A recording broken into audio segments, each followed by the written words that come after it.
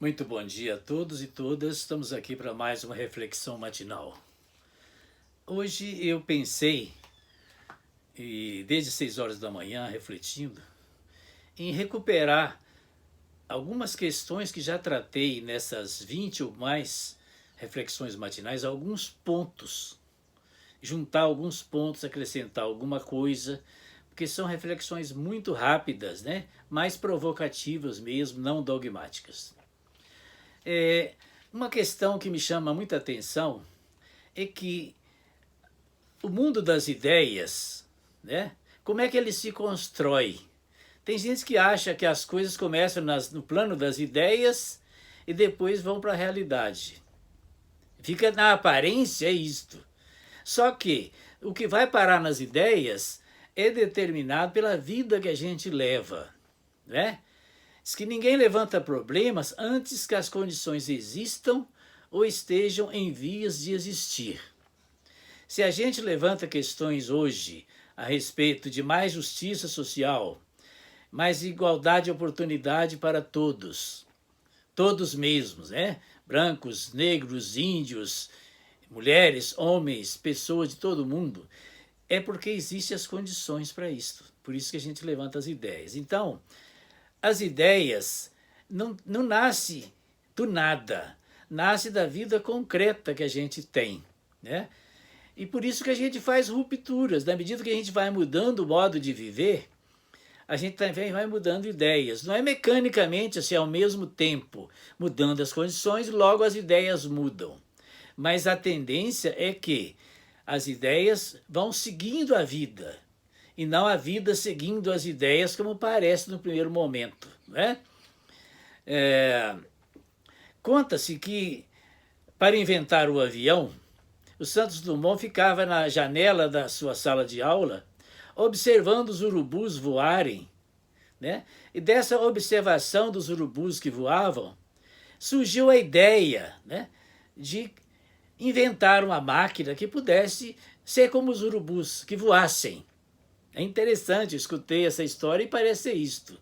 Da mesma maneira, qualquer outra ideia surge da vida real. Um colega meu da Universidade de Viçosa disse uma frase que eu sempre repito, né?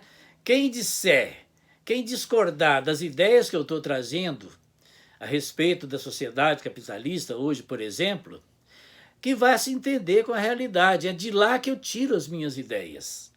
E também um dia o Francisco Verfort, genro do Paulo Freire, contava que perguntaram se Paulo Freire era subversivo.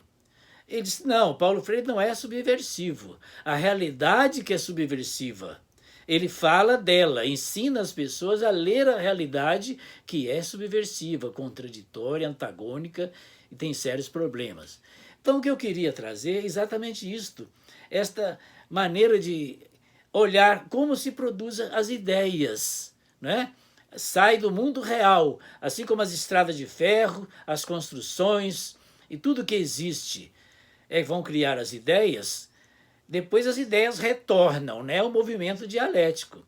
O mundo cria as ideias eternas, retornam ao real, aperfeiçoando. Mas a gênese das ideias é o mundo real, né? Se nós levantamos determinadas questões, é porque existem as condições para serem levantadas e elas vão grudar lá na nossa cabeça para criar os desejos, para criar a mudança das condições. Então, querer mudar uma ideia de uma pessoa a fórceps, né, como a gente às vezes erra fazendo isso, conscientizar, querer mudar a ideia dos outros, sem que a vida deles altere, é uma impossibilidade. É plantar em cima de pedra, né? Agora, quando a pessoa já está problematizada na sua vida, que aquelas ideias chegam e está falando da sua vida, aí essas ideias germinam e crescem e desenvolvem. Então, muitas vezes nós erramos, achamos que temos que impor ideias às pessoas como se as pessoas fossem todas iguais. Não são. De um lado tem pessoas ricas, enricadas, eu prefiro o termo, né? E do outro lado, pessoas vivendo cada vez mais uma miséria gritante.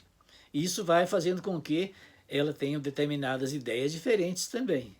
né? Então é essa reflexão que eu trago nesta manhã, de a gente entender como se produzem as ideias, se produzem a partir da vida real que nós temos. Embora a mudança da vida real não leve automática e instantaneamente a mudança das ideias, né? Uma pessoa que é rica e fica pobre não muda as ideias direto, continua a pensar como rica, a agir como rica, embora não tenha mais riqueza. Assim também uma pessoa pobre, que ganha na loteria, por exemplo, ela não fica rica de uma hora para outra, continua a pensar e a agir como se fosse pessoas ricas ainda, pobres ainda. Mas voltaremos ao assunto em outra oportunidade. Muito obrigado a todos e bom dia por essa rápida reflexão.